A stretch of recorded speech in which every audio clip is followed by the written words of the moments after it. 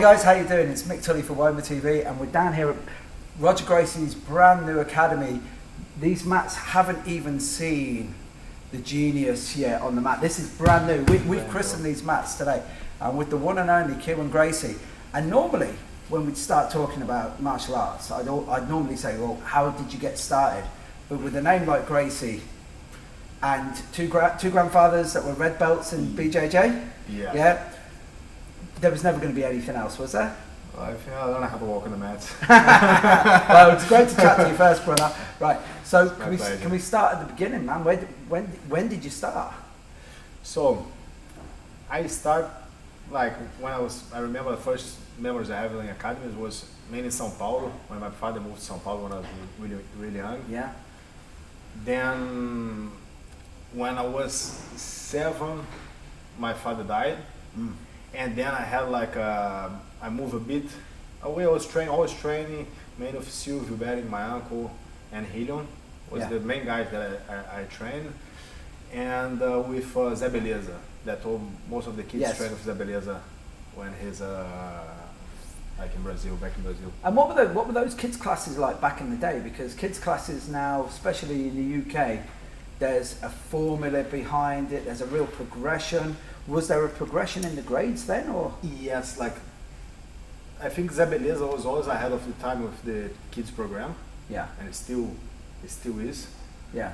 And I think it was mainly with Zé Beleza. Like he did a great job since the beginning of the kids. Right.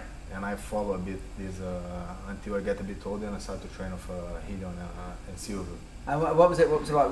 What was it like with those two legends, training with those guys? You like when you're a kid, you just see them as uncles. Yeah. You don't really see them. They don't really know like actually what they are and what they represent. Yeah, what the world, they represent. Right? Like they always been my idols, but my idols always been my family. So that's a great thing.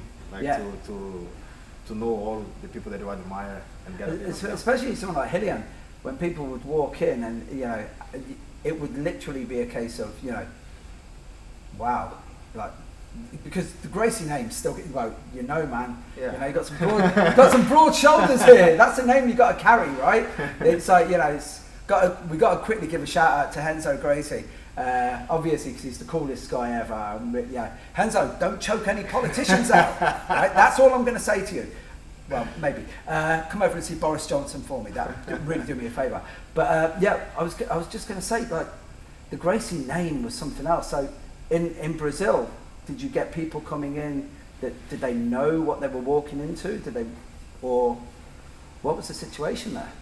Yeah, I think the first time I had contact with someone that really didn't know what Jiu-Jitsu was when I traveled and I came to England. Really? Yeah, everyone in Brazil actually knows when they walk to a Jiu-Jitsu academy, they know what they're going through, what they expect, the improvement they're going to have in their lives.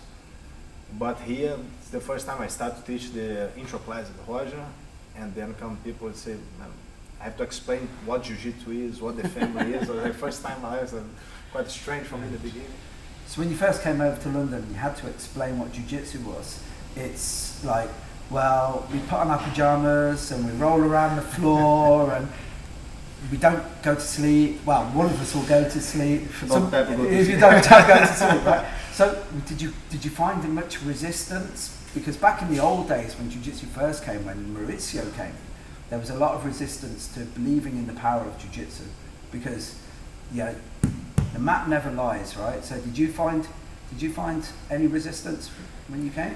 No, actually not. It's more people more curious about than actually like try to, because they heard about Jiu-Jitsu but they don't know exactly what it is. But Jiu-Jitsu was already like well established in the world in the moment that I came.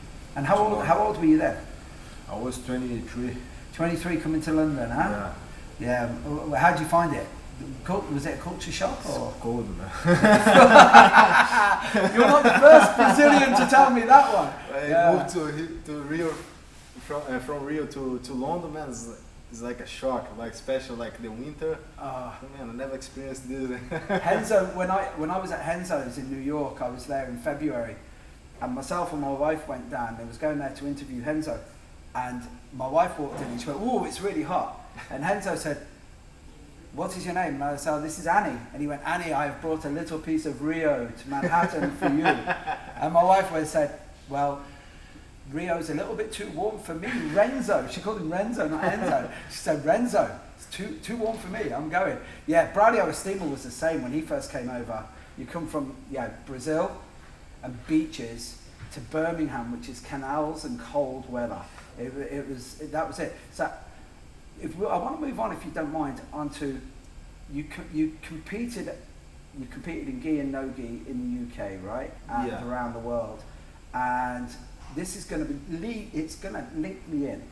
You famously fought Conor McGregor as a purple belt. Yes. Had you ever fought an MMA guy before? And then secondly, how did you find Conor? MMA guys, I don't remember them to fight anyone more. Conor was nothing special actually. Really? Yeah. Just like MMA level of Jiu-Jitsu. Yeah. It was like not that good. That's the one thing I always have about Jiu-Jitsu. Jiu-Jitsu can be beautiful, or if it's MMA level, it's horrific to watch because it's not working. It's still not working. And I'm taking this is what year was this when you fought Conor? I think it was the year that I came to. I think 2012, 2013. So this was yeah. pre-Versace years, before he started dressing like a pimp. Yeah. I didn't actually knew who he was. Oh really? You know, it was the first fight of the Europeans, so it was just another guy. So. Yeah, and when did you get interested then in MMA? And what led you to this? I've always been interested in MMA, and I'm not too much like fan of the gi competition. Yeah. So like I'm like more like real fight scenarios. Yeah. There's I think MMA where the money is as well. Most certainly, yeah. So. And that was it. So who did you start training? When did you switch from going, all I do is jiu-jitsu now, to start bringing striking and start looking towards rounding an MMA game up? Yeah, I start to go more to hands. Every time I can, I go to do a camp in hands. And then I have like Neyman and Robicinho fighting. Yes. So they are doing well. And I feel like in the family we need to step up, like our generation who can step up a fight. And then I have like Ron doing an amazing job. Yes. Since he's a kid, like he's just destroying. Yeah. Even now in MMA, he's like in UFC doing a great job. Neyman, Robson, and Crony, Roy Son. Yeah. In Bellator. So we're doing well. Well, this is the thing that I UFC is the house that Gracie built. Whatever, we can look back on, I truly believe that they didn't realise, Kywan Gracie had no idea it was going to be $1 billion sport. Otherwise, it would be Kywan Gracie's $1 billion sport, right? He wouldn't have let that one go, I'm sure, right? 'Cause he's a crafty man, right? But there was a long time, obviously, Renzo and Half, me personally, I would say there was Royce Gracie, and then obviously there was Hickson, just killing everybody in Pride. And like when you look back at those days, man, they were fights, man. They were real fights.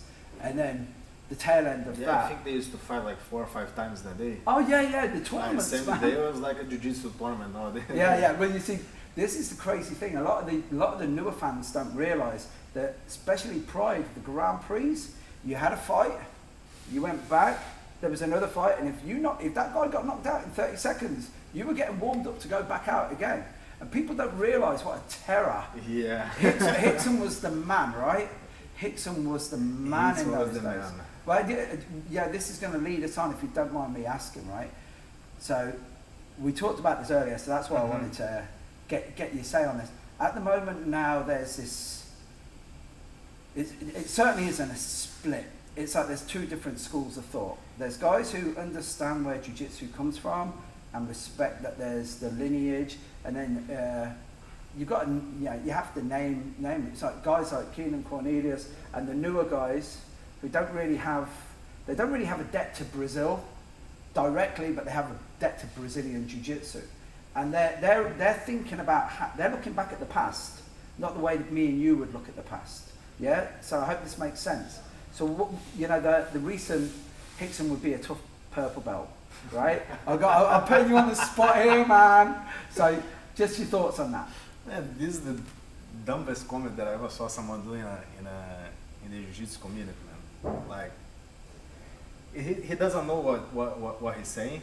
Yeah. He was like, it's a just dumb comment, man. Because like, Hickson, first of all, Hickson jiu-jitsu wasn't made for like, he didn't train to be a good competitor that are gonna win by points. Even like when he went for competition, if he like win by points, and you're gonna take this as a loss for him. Wow. So he had to submit every single fight that he was putting into, and he did it. Yeah. So Hickson was ahead of the time. Yeah. That's what I always heard about him. I had the chance to train with him a bit when I was a blue belt, and I had contact with him once in a while, and every time his mind works like in a different way. Yeah. He's just like his capability to solve problems is just the only guy that I saw doing this is Roger, that completely dominates his whole career. Yeah. In jiu-jitsu, and the way he went through his career. And if you put like Keenan to train with Roger, or Roger like more than Keenan, like it's nothing. Like the level is just another one. Yeah. And Keenan's tough competitor, man. Like tough guys, and I don't think that he did this. Like, didn't mean to be disrespectful. He just doesn't know what he's talking about. Yeah, it's like just dumb. Like compare someone that did so much for the sport, and even if you feel like this, you think like this, you shouldn't be saying these things, because just like gonna piss off like a lot of people. Well, it is funny because my youngest son especially, he's 18, and he loves Keenan and he loves the lapel game, but It's cute. Yeah, it is cute, yeah. But it's like, he'll do this to me, and he'll wrap me up, and he'll get the lapel under the leg and everything, and I just wait, because jiu-jitsu has taught me patience. So I'm like, you'll get bored. And then the minute he tries to change, I smash passion and just go full Roger Gracie. I mount and cross-choke him. Because that's the one thing that you would get. But with Keenan especially, I think it's a case of just, you forget how young he is, because he's a young guy. And I would hate to meet me as a young guy, because I said some crap when I was younger, and I didn't realise. So do you think he'll come around to the thinking that he realises that he's standing on like the shoulder of a giant in jiu-jitsu, really? Because all of the technology that he uses now, the analogy I use all the time is a 1957 Ford Mustang was a 1957 Mustang. And progression means it's going to get better. Of course. But look at what he did with the technology of 1957. It's like everyone, like when you put a Formula 1, you ask any driver who is the best, and he didn't broke all the records. He don't have like didn't have the best car, had the best car in the moment, but nowadays is the hardest one to drive. It was Ayrton Senna. Yes. If you ask Michael Schumacher who was the best driver, he said Ayrton Senna. So ask anyone, any driver, who was the genius, who was the best, is Ayrton Senna. Then you say, okay, you get my car nowadays. The way people drive with their cars today, they would win every single competition against Ayrton Senna. Yeah. So it's like just not a...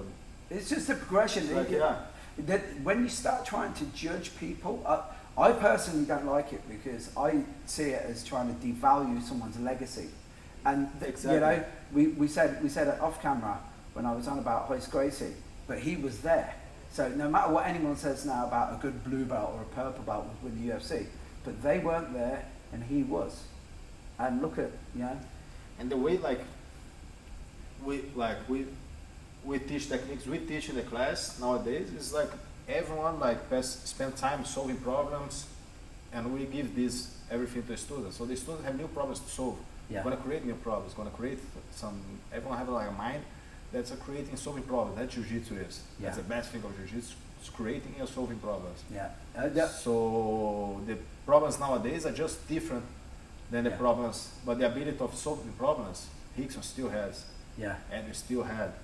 Yeah. So everyone was like solve your problems your own way. Like Ayrton Senna used to solve problems on his car that people don't have nowadays. That just the computer solve for the drivers. Yeah, exactly. So but this is different. But this is the thing, especially when I see now the progression of jiu-jitsu. I just say but everyone's smart when they've got an iPad. Yeah, exactly. Yeah, and that's what these guys You can see have got. what it did over and over and over and over. Yeah, I mean, you've got the technology that people sweat for. So you've got this. So if we go back to the new generation of guys coming through, especially like Kywan Gracie, like man, he's doing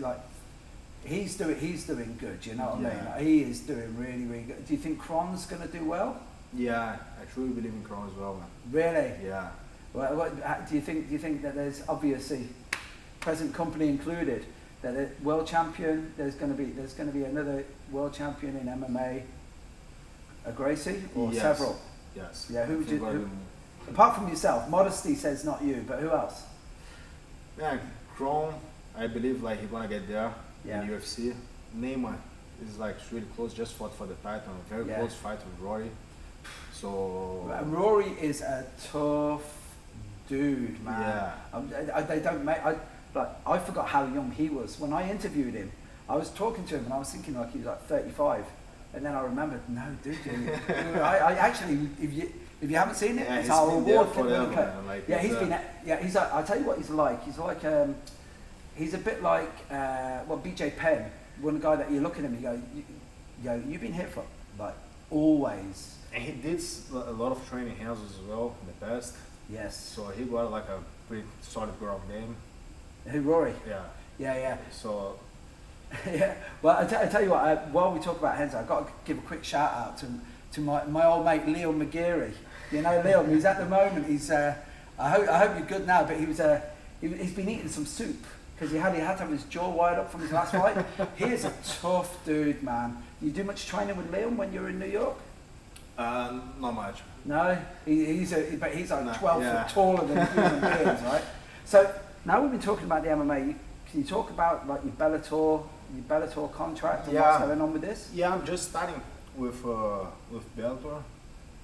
I actually like about to have a fight. Either gonna be in November or January. Right. So until January, I'm there. Like more victories for the family. Right. Now we did talk about this off camera, but I just loved it when you said it. That like the dream fight for you is who? And I'll be ringside for this, man. No, it's not not gonna say a dream fight. But it's just a guy that I think deserves to get beaten up, like Dillon Danis. All right. I'll tell you what. Before we go on to Dillon Danis, because I'll forget. Dream fight. Who would it be? Right now for you. The dream fight. Who would it be? Because Dillon Danis just beat him up. Yeah, it's just like one guy that I'm gonna beat up that deserves to get beaten up. And actually, a dream fight for me was, I think, is always the best guy, like the champion of the category. So now would be the guy that would be a dream fight for me. Would be a Rory. Yeah. That's the reasonable to say if he got beaten by his next fight. Yes. Will be the other guy that I want to fight. I always want to fight the champion, so I'm here to be the best. Yeah. Rory's such a cool guy as well. Yeah. That's and he's a true warrior. Yeah. You know, like he wouldn't dodge any fight. When I interviewed him, he said that's like a guy that I pretty like respect guys like this, guys like him, like Neymar. And then I have the other side, guys like Dillon, like McGregor, that just like want to talk shit, no respect at all, like no. Well, you see, I'm Irish. Like, I'm Irish, and even I can't defend Conor anymore. Yeah. You know? So the one thing, like Khabib just did an absolute like that was just a beat down last week. You know, his last fight was just horrific. But you know, you want to talk about like real warriors. You know, That too. Yeah. whew, I tell you what, Yeah, exactly. Khabib comes out of the ring after a fight and jumps into a sea of whoop-ass. The first person he lands on is Dillon Danis, who gave him the clean shot and didn't drop him. You know what I mean? It's like Khabib's something else, man. You know, I don't know. If you're going to fight someone like Khabib, right? Just imagine, right? How could you beat a guy like that? Because he's the puzzle that no one can solve right now. How to beat Khabib is hard. Hey, But man. I just believe in Jiu-Jitsu. Yeah, that's the thing that could well. Do you know? beat him. I think Jiu-Jitsu would, because he's like, everyone's now talking about the Tony Ferguson fight, but that's just. Yeah, I think Khabib is just so efficient the way he spends energy. Like the guys just spend like he make the guys spend like so much more energy than him that the guys go the second round and say, man, this guy just can get over me. He's got a motor on him. Yeah, so he wrestles. he breaks people down like pretty well. Emotionally, Yeah. physically, spiritually. Right. So we're going to wrap up in a minute, but I would be remiss, because this has all been put together by, now he's going to love the way that I'm going to build him up on this. The one and only, they call him the Sifu, right? Sifu Randy Williams, internet legend, great. He's just the greatest guy ever, right? Yeah. And the way that we got together was we were chatting. We went out for a bite to eat at the Union Club in Soho. If you ever want to go there, it's a premier eatery. I'll bring you there. You'll love it, man. It's just a ton of famous people, and then me and Will picking up the bill. Right, you like it. But we were chatting, and your name came up, and I was like, "So what? Whoa! What are you doing?" He said, "I'm teaching him Wing Chun," and I was like, "Wait a minute, really?" And that's why we're here. So. Like, it would be remiss not to end up on this. How did you meet him first? And then secondly, what's he brought to your game? I met him through Zoltan. Oh. So I met Zoltan in Henzo's house. But do you know what? Was that when Henzo gave Pat the gloves he wore at the Pat Miletic fight, and he signed them? No, it was in Neymar's last Neymar's fight. Oh, right. We all went to Neymar's fight. Oh, because Randy rang me. Yeah. From there, and I was out, and I was with a rock star called Wilco Johnson. I was with him over here, so I sent Randy a message going, "Look, I'm hanging out with a real rock star," and then he sends me a picture back, and it's Zoltan. You must have been in the picture then, because it's in the kitchen, and everyone's like this, like a party going on, and yeah, it was like I looked at it. And I said, "What are you doing with Henzo? Henzo's my man." And he was like, "Oh no," and he's given me the gloves that he wore at the Pat Miletic fight and signed them. And I was like, "Dude," because Henzo's the only guy whose life I would swap with. You know, honestly, because that guy is a rock star. I've got a bit of charisma, but that guy has got tons of charisma. So back, you're at Henzo's with Zoltan, yeah? Yeah, and then Zoltan said, "Man, I gotta hook you up to this guy. Gonna make your hands faster. Gonna make." I say, "Yeah, like, let's do it. Yeah. Let's try." Like I have an open mind to try it, like everything. Like, I don't have like just think about Jiu-Jitsu. I think like any knowledge is good. If I tried. If I expect to be something, but I ended up like being like way better than I actually expect. Yeah. And I never had much contact with Wing Chun. Yeah. But with Randy, like the approach man, improved my game. Like I said, man, like now I can do things in another perspective. Yeah. And that's the only way I think I can be a great striker is doing like one style that is not very common. Yes. So I show different problems to my opponents. Yes. But I'm never gonna be as good as a boxer. I'm never gonna be as good as a Muay Thai. Never gonna be as good at individual martial arts. And I know, like, because the guys spend their whole life doing that. Yeah. I don't expect nobody to come here and be better than me in Jiu-Jitsu. The guy that started Jiu-Jitsu for 2 years, 3 years, 5 years. It's like, no. Yeah. It's not right. But the Wing Chun, especially with Randy, I like Randy because he thinks outside of the box. Yeah, because everyone else takes it really seriously, and Randy doesn't take it very well. He takes the art seriously and how he teaches it, but he doesn't take life seriously. Yeah. So it's cool. So are you gonna show me some Yip Man stuff in the cage when you go into Bellator? Yeah, everyone. I think everyone wonder what Bruce Lee would be in New Jiu-Jitsu. I think now you guys will know. Yeah. Well, this is the thing, man. Because I'm a Jeet Kune Do guy. That's me, and you know.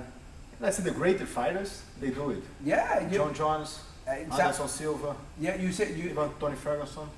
You see all these guys with Daniel Santo, man, and he's like 83 years of age, and he's still doing jiu-jitsu. He's still training in every art, and he said because not one thing has the answer, but the combination of everything. Exactly. And it's cool, man. Hey, I wish you all the best for the future.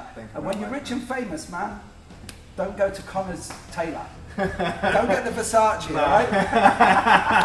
Take care, brother. Thank you.